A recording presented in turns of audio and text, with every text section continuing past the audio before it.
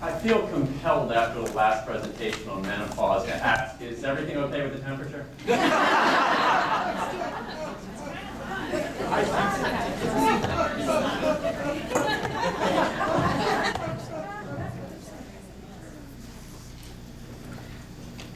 Imagine my painfully shy and introverted 14-year-old daughter, Meg, the one who's always behind the scenes, singing a solo in front of hundreds of people at the spring chorus concert. Her sweet voice rose strong and clear as she sang, "I am beautiful in every single way." My heart seized. Beauty, courage, and determination are not just themes of this Christine Aguilera song. They were Meg. Proud tears blurred my vision. My daughter was transforming right in front of me. She was luminous and confident. She was beautiful. It's easy to see beauty where I live, so I thought. I live in a lovely hamlet on the coast of Maine where the natural beauty is something to behold and appreciate. There are some treasures here, though, that I had never really noticed. Luckily, my daughter's triumph altered my perspective. My unfocused lens on beauty was about to be adjusted. A few days later, I ran into JP, the guy who cleans the halls at work. He excitedly told me about his upcoming events at the Special Olympics. I'm going to do the softball toss and the 100-meter walk. Events I've almost gone to for so many years. I've always said, "I'm thrilled, JP, I should go someday." Words, void of action. This time was different. There was a gravitational pull. JP was putting himself out there for the world to see. It was time to break out of my comfort zone. It was time to be better, stronger, braver. It was time to be more like my beautiful daughter, Meg. "It will make your day and theirs," the email invitation read. This year I was going. Special Olympics, here I come. I had no idea what I was in for. The athlete's hard work and preparation humbled me. Imagine training for a year to walk 100 meters.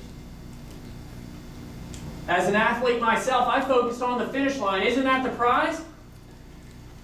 I neglected to see the humanity and bravery of stepping up to the blocks. Before the starting line and after the finish line are strong and kind people doing extraordinary things. I had to see these athletes. I wanted to do something meaningful, something beautiful.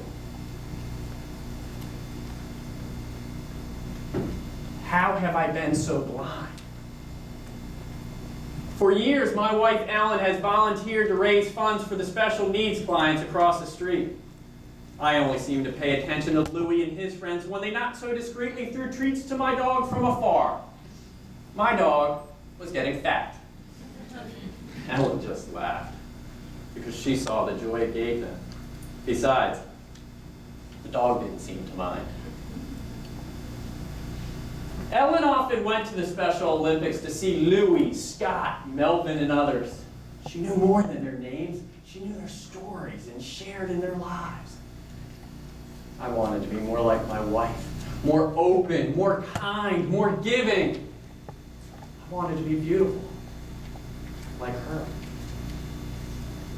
As I approached the venue, there were tents as far as the eyes could see. State troopers handing out ribbons and medals. Contagious excitement, not just for the athletes, but for the supporters, spectators, and volunteers. I saw JP, Louie, Scott, and Melvin showing off their awards. I saw my fat and happy dog garner more attention than a streaker at the Super Bowl.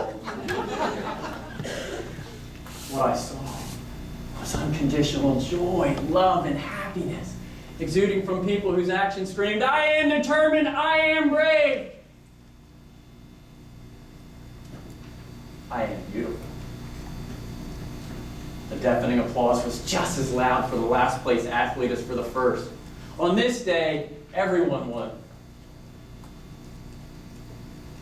including me.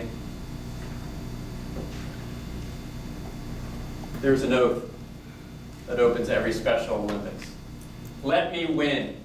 But if I cannot win, let me be brave in the attempt.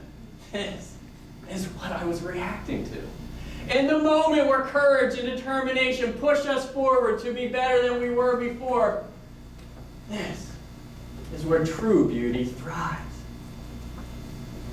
These seemingly unrelated acts together became the missing puzzle pieces that spurred my actions. What started as a small white snowball with my daughter turned into an avalanche of bursting true colors that transformed me and opened my eyes. What I once looked through, I now look to for inspiration. I broke out of my comfort zone to ironically find comfort and motivation to be better, stronger, braver. I'm now a proud member of the disability support group at work and a committed Special Olympics volunteer. More importantly, I found some new friends. True beauty was in front of me the whole time. Are your eyes closed to the potential beauty that may be right in front of you? Make a difference in your life and the lives of others by befriending someone who thrives beyond the start and finish line. The final catalyst for me happened the next day at work when JP exploded through the door. Look at my medal.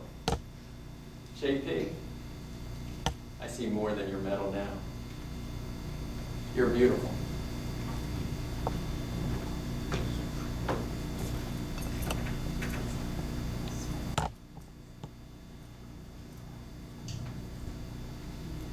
What is keeping you from breaking out of your own comfort zone? What's your catalyst for change?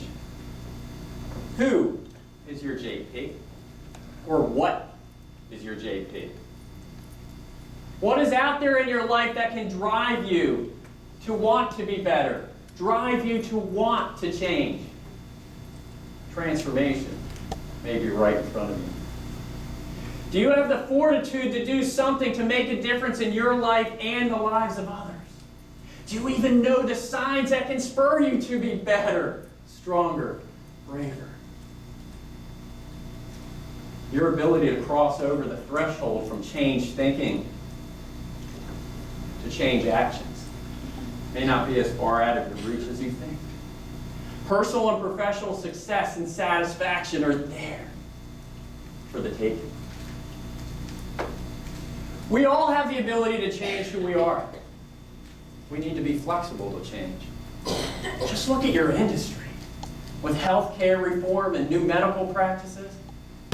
For example, hands-only CPR is now encouraged. People are being taught to push hard and fast to the beat of the song Staying Alive because it's supposed to have 100 beats per minute. In reality, it has 103. There is a song out there with 100 beats, but we're not sure we want it running through your head while you're doing it. And another one's gone, and another one's gone, and another one bites us.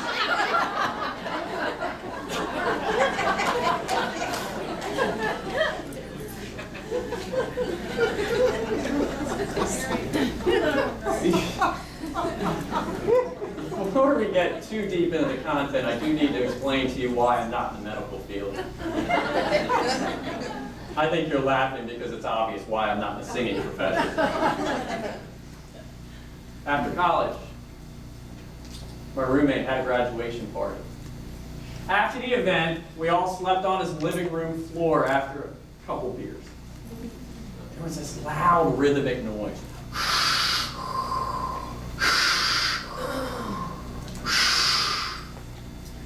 Growing tired of it, I yanked the cord that had been running all the way down the hall. Silence was golden. A moment later, I hear my roommate scream, "My grandmother's oxygen!"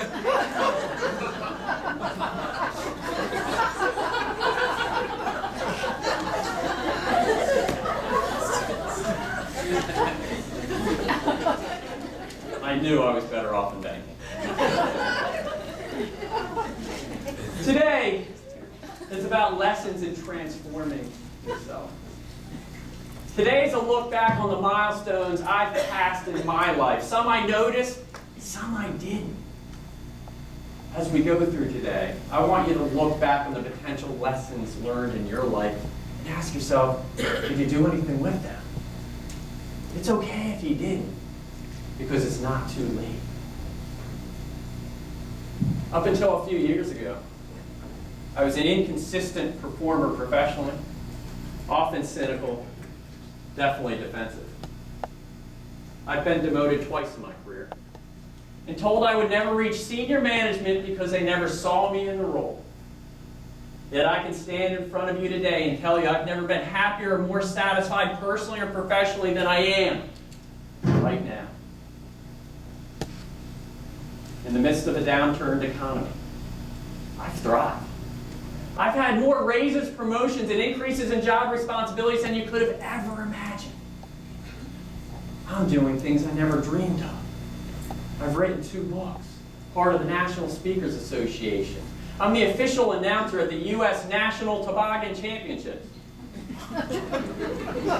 Everyone laughs. Why am I telling you this? Because it took me years to figure out, but I finally got it. I had to look myself in the mirror. I wanted and needed to change.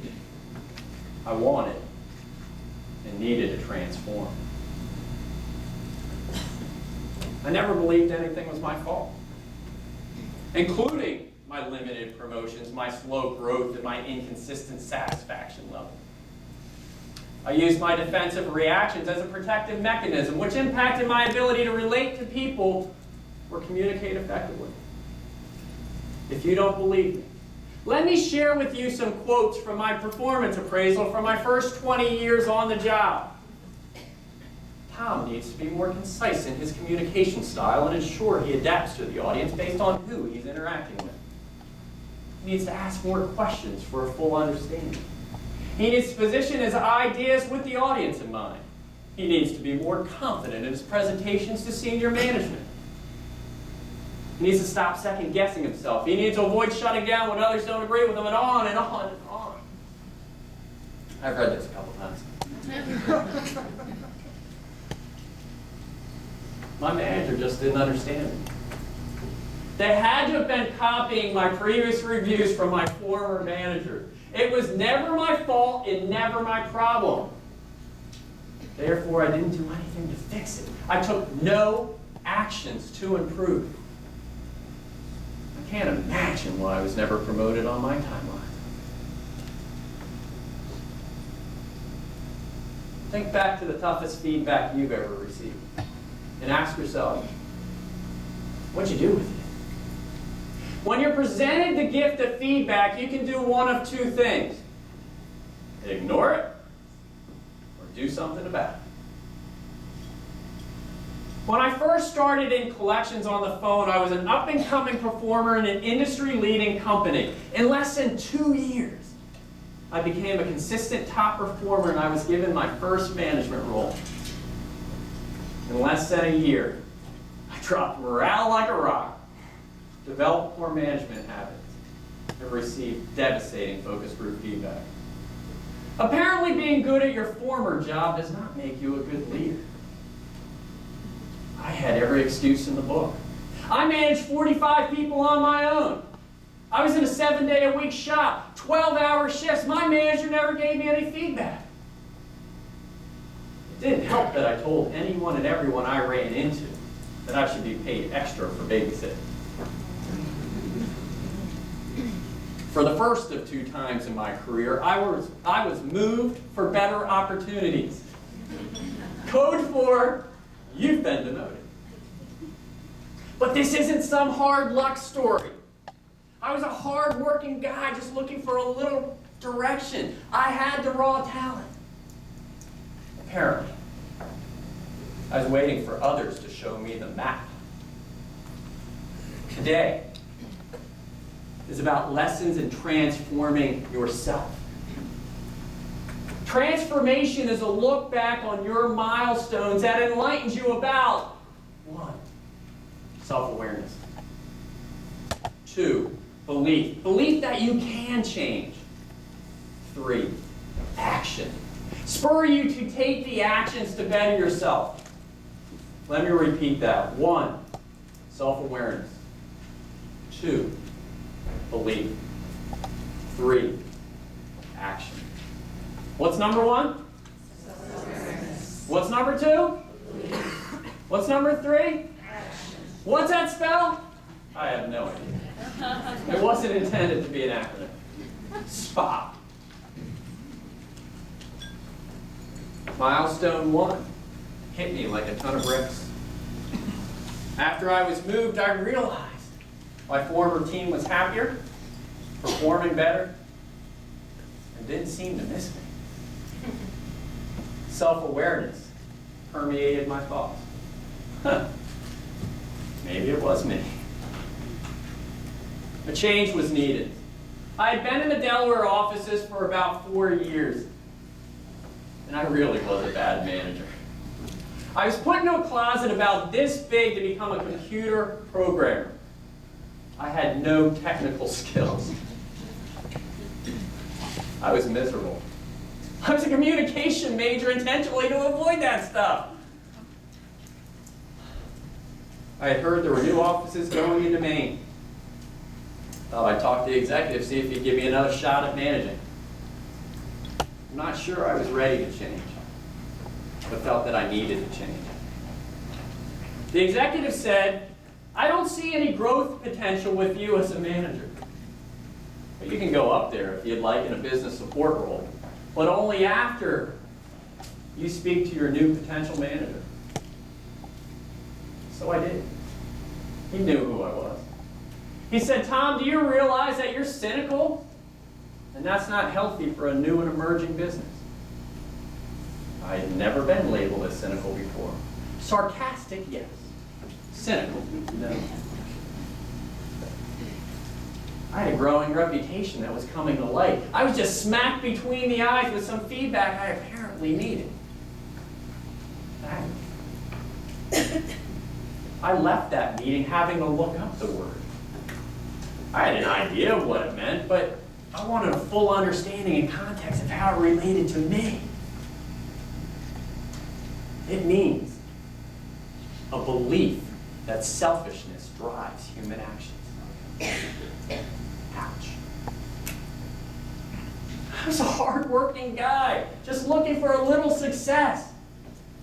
I was getting an inkling that I needed to change my ways if I ever wanted to taste that success. I was more motivated than ever.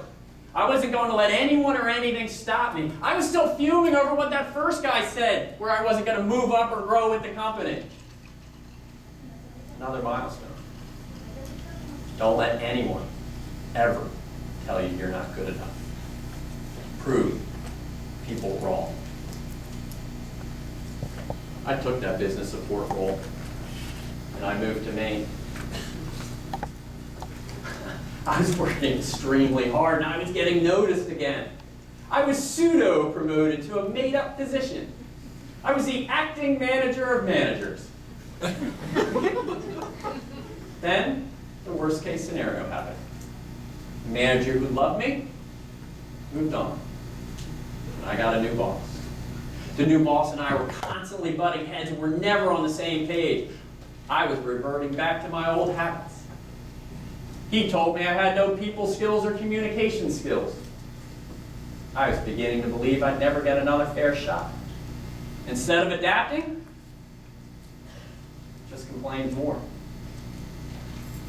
After another one of my Friday 5 p.m. berating beatdown, where he was telling me I wasn't cutting it, I went home to hear my wife say, wait 3 months. One of you will be hired, fired, or moved on. Thank you. It was her way of teaching me patience. 2 months later, I was moved for better opportunities. I was demoted and moved on. My boss was double promoted. It was the happiest day of my life, besides my wedding day and the day my children were born. But she was right. As I was packing up to leave, I was flipping through a book I ironically received for Christmas from that manager and landed on page 47. Surrender to the fact that life isn't fair. From the book Don't Sweat the Small Stuff by Dr. Richard Carlson. It went on to read, who said that life was going to be fair, that it was even meant to be fair? Another milestone. I didn't take hold of my own career. I moved to that new role. The new manager said, simply, you have the 45th ranked team in the company. Make them number one. I'm going to give you your space. I trust you. I believe you can turn this team around. I had a new lease on life. I was beginning to believe in myself again. I was taking the right actions. Instead of running through a wall, looking over my shoulder and hoping that people would follow, I went to the back and provided support and encouragement as needed. I was riding their coattails. In less than 2 months, we were the number 2 team in the company. Another milestone. Proved people right. And I did. I was promoted for real this time. I was given an office with a door. I could shut the world out. That didn't last very long. I closed the door, and there was a sign that read, change is inevitable. Growth is optional. No author was listed, just 6 simple words. Change is inevitable. Growth is optional. Another milestone. I was genuinely understanding that my ability to adapt to others and my willingness to grow personally and professionally were creating wins for everyone. I no longer wanted to just survive. I wanted to thrive and bring people along with me. I still wasn't perfect. My people skills were somewhat suffocating, and I was often micromanaging. I think that was my fear of failing again. But I was making strides. I was once described as swimming in the oceans of Maine. Initially, when you jump in, you're shocked, and you can barely move. But after a while, you get used to it, you get refreshed, and you learn to like it. I had enough people tell me that they learned under my leadership. It took some people years to admit, but I was making a difference. Eventually, I was beginning to cherish these relationships. I once had a manager tell me, us being friends is purely a convenience, i.e., our relationship doesn't matter. I lived with that mantra for far too long. I needed them, they needed me. I also had a newfound vulnerability of sharing all my mistakes and lessons learned with everyone. It was getting somewhat of a following. I continued my roller coaster of self-awareness, belief, and action. Slowly but surely, I was reaching my long-term and professional goals. Not on my timeline, but I was moving forward. Until the most impactful milestone of all. 700 miles away from home while on vacation, my wife's aunt walks across the yard and says, "So, I understand your company's been bought." Relaxation turned to tension. There was a flood of stress, worry, and uncertainty. I had no idea what was going to happen to me. I had no idea what was going to happen to the company. I was at an unintended crossroads. I had no desire to leave this company. It was the only culture I knew and loved. Yes, cynical Tom said love. I put far too much time and energy into this place. I came back from vacation and started my new journey. Some people froze in the fear of losing their job. Others proactively dusted off their resumes. I personally called a relative who worked for the new company. She had been through this just a couple of years before. Her advice? Control what you can control. And with a company this large, there may even be more room for advancement with a decent attitude. Sounded counterintuitive at the time, but she was right. Another couple of milestones. I could control what I could control, and I could thrive simply by differentiating my attitude. But how can my small voice influence a company this large that was constantly in flux? I began by understanding the new company culture and mission. I realize this seems basic, but my old company had an extremely strong culture. Instead of bringing the best of both worlds together, some people refused to accept the new culture and outwardly spoke against it. I made the effort to embrace the new culture and openly spoke about the opportunities in front of us. I came to the realization that my old company wouldn't have survived without the acquisition.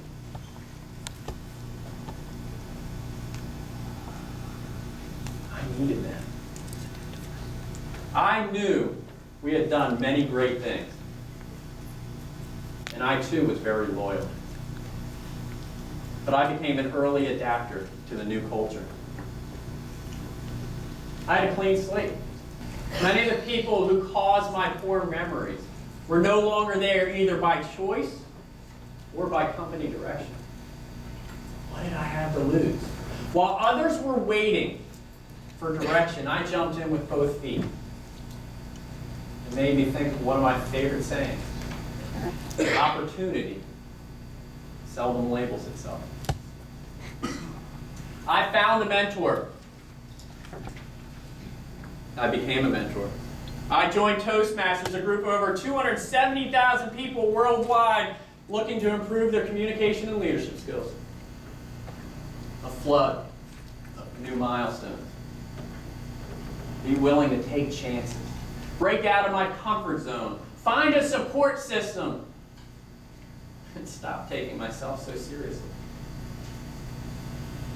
It took almost 2 years after I joined Toastmasters before I practiced my first speech in front of my wife. I was on my way out the door to a speech competition in Canada, where the winner would become a world semi-finalist and be in the top 81 in the world. I thought it was a good time to practice. I wrote a 7-minute speech about my dog, Kevin, and rescuing animals.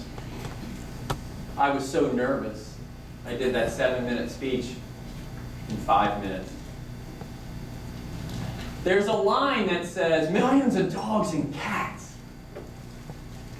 I was so tongue-tied, I said, millions of dogs and a cat. My wife couldn't stop laughing. She knew it was a one-time gap and knew the effort I put to get to that point. I knew if I could do it in front of her, I could do it in front of anybody.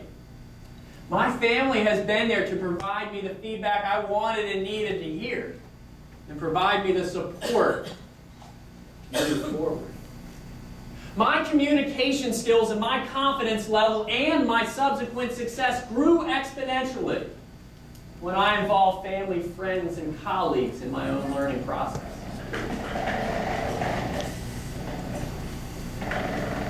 I am not perfect. That's not the milestone. The fact that I'm okay with it is. I now constantly strive to better myself versus letting everything weigh me down. In another speech competition, I was the lucky contestant to have a jackhammer going off behind him. I was thrown. I was thrown. Years before, I would have screamed foul. Instead, I went home and I changed my practice routine. Now when I practice my speeches, I encourage distractions. I do it when my children are playing the piano or the trombone or the xylophone. I'll ask the dog to come into the room so I can step over him and speak over his ow rolling. It helps with your focus and concentration. I'm even a little less bashful. I practice my speech in front of my dental hygienist while in the waiting room. All are actions to improve. It has made me more open, more confident, more bold. The opportunities in front of me are endless. My ability to adapt has made me a little bit more go with the flow and a little less likely to think about the potential negative things that could happen to me. I've taken the lead in my life and career. I'm taking the actions to control my attitude and destiny. Professionally, I've made more of a name for myself in the last 3 years than I had in my previous 19. Personally, I'm just happier. I'm probably a little easier to be around. My transformation has been slow. It will constantly be in a state of evolution. But I am on top of the world. How's your 20/20 hindsight? Can you grab hold of one of your own milestones? You have the luxury to look back so you can look forward.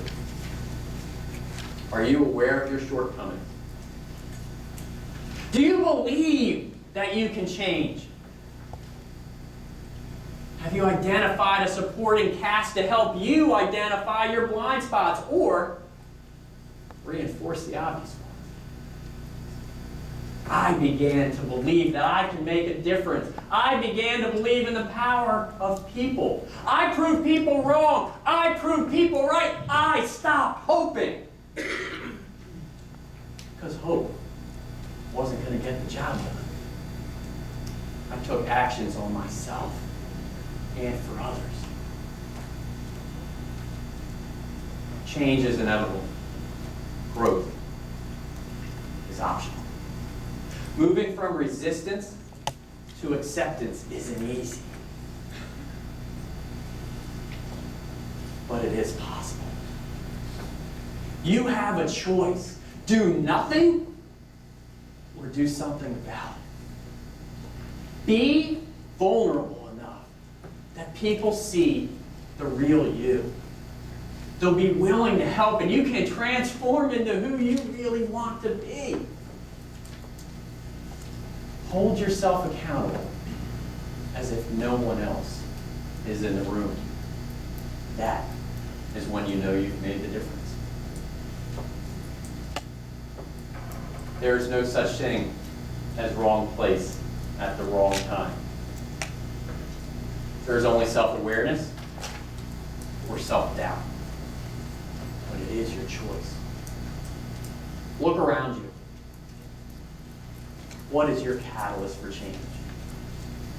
It may be right in front of you. I'd like to share a personal speech that has meant an awful lot to me. It has been one of the driving factors to my own transformation. Before we get there, I'd like to spend just a little bit of time to understand what you hope to take away from this transformation session, or what you're going to be taking away. Anybody?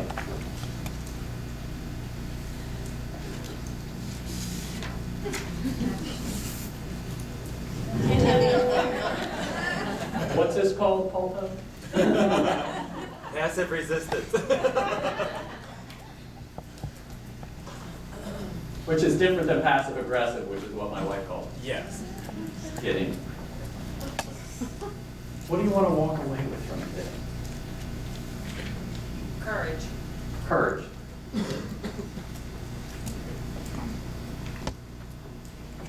What else? The knowledge that it's never too late to change. It's never too late to change. Hope. That spurs action. Before I do my Jack speech, I'd like to thank Laura Smith for being an incredible host.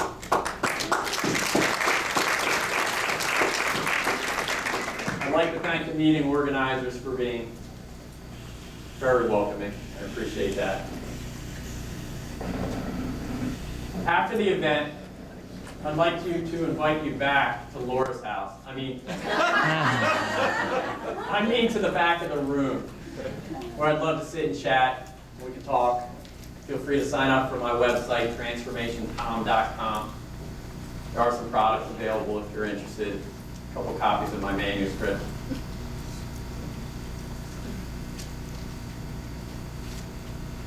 I hope, and I intentionally use the word hope here, that this next speech transforms you into somebody you really like to be.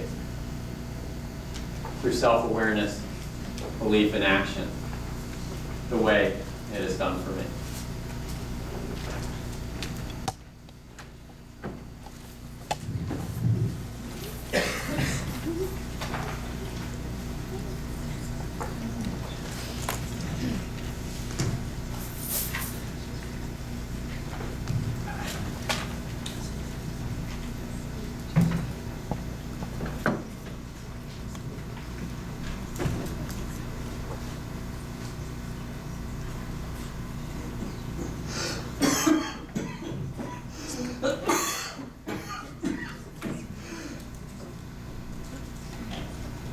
I was 15 years old.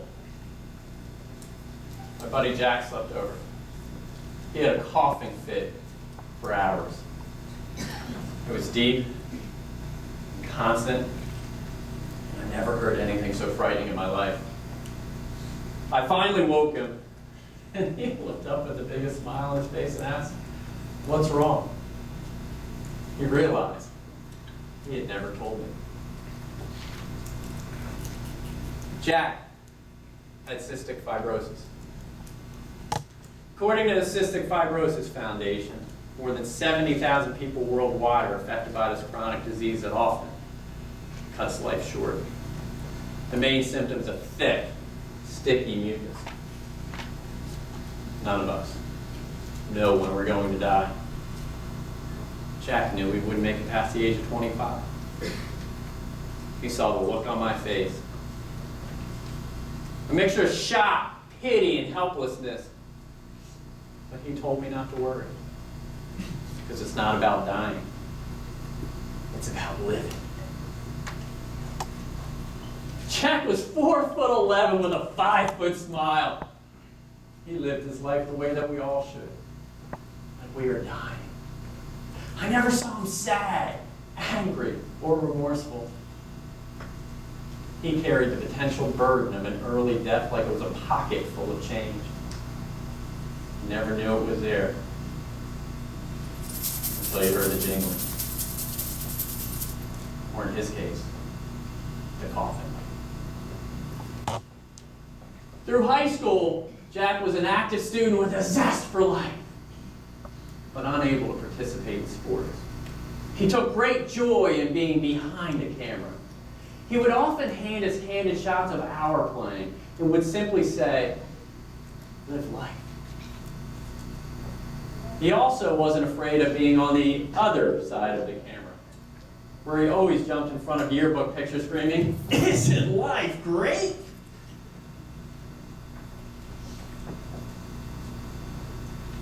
He often introduced himself as Hank. There was no particular reason except it was amusing. Jack went to Widener University because there was too much of life to live and learn. I went to see him his freshman year. We were stopped by a campus policeman as we were walking down the street for laughing too hard. He thought we were being mischievous. We weren't. Still suspicious, he told me to never come back again. I told Jack I would die if my parents ever found out. He laughed. He said it's not about dying. It's about living.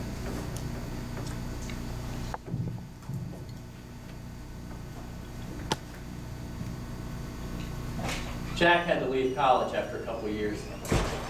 Too many extended trips to the hospital. While many of us were waiting for our first legal beer, Jack was hooked up to tubes planning his own funeral. Still, the signature smile never left. He never wanted pity, but he did like a good laugh. Even on the day his casket rolled up the church aisle. He had the Rolling Stones song, "You Can't Always Get What You Want" playing. Laughed. Cried simultaneously for the first time ever. There was a problem. I was just handed a gift. A lesson in life at the tender age of 21. I didn't open it. Somehow I let the speed of life over the next 20 years pass me by. There's nothing wrong with my life, just the daily grind. In a hustle and bustle airport one day, I heard a faint voice, a cough, deep and constant like Jack's. I then heard the song I heard 100 times since his death. I heard it for the first time.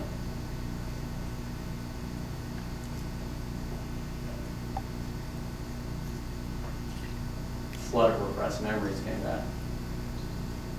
I grabbed the old yearbook when I got home.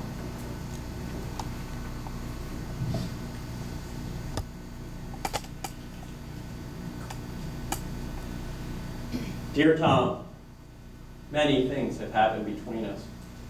You don't know how scared I was that we would never talk again. After I asked Jody to the prom, thanks for not getting mad.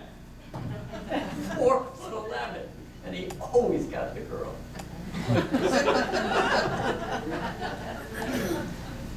I'm really glad we got to spend a lot of time together over the past couple of years. Well, I will end this, not with goodbye or good luck, but with remember to live life. Jack.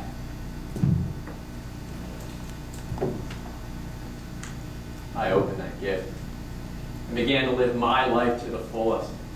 I taught myself the piano. I took up fly fishing, and although terrified of heights, went up in a hot air balloon. I even wrote a book about my own professional development and transformation.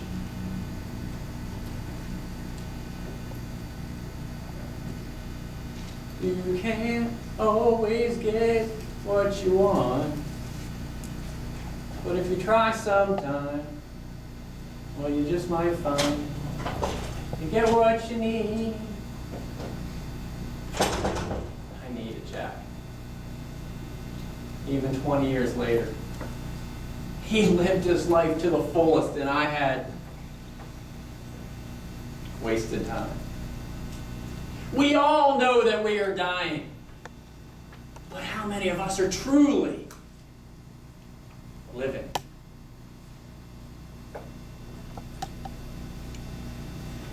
Are you living to die, or dying to live? I went to a takeout restaurant the other night.